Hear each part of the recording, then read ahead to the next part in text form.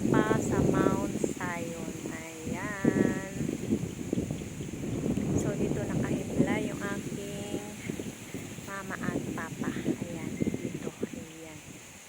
Ayan o. Ayun o. Sa may side na yun. Sa may bandang likuran ko. Diyan si mama at papa. Ayan. Nakahimlay. Ayan. At si Papa Ronnie ay ayun sa may dulo. Yung nakakulay red na yon. Ayan. Magandang hapon po sa inyong lahat mga guys. Ayan. Ang ganda dito.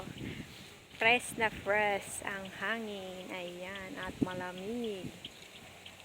Lumilipad-lipad ang ating buhok sa lakas ng hangin kahit na ang ating buhok ay kakapiranggot lang. Ayan.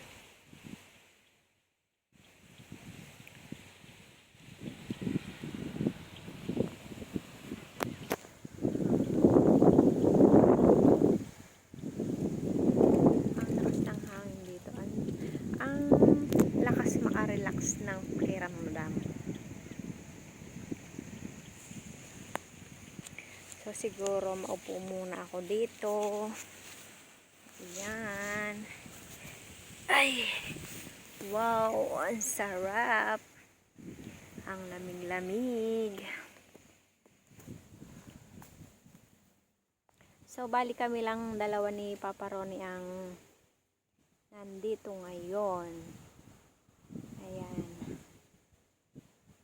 Naisipan lang naming umuwi para dumalaw dito sa aking mama at papa dito sa Mount Zion. Ayan o. Ang ganda dito guys, kahit anong oras ka pumunta, kahit anong araw mo bisitahin ang mga mahal mo sa buhay na yumao, ay pwede. Sa gabi naman may mga ilaw sila.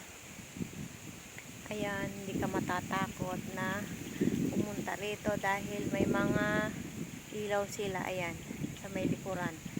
Ayan. Yung iba nga mas gusto nila pumupunta dito yung medyo hapunan. Dito sila nagpapagabi. Ang sarap tumambay dito dahil malamig. Presko ang hangin. Ayan.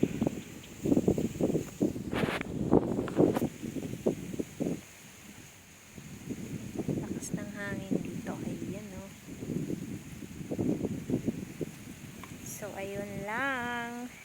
Marami pong salamat at God bless po sa ating lahat. Bye-bye!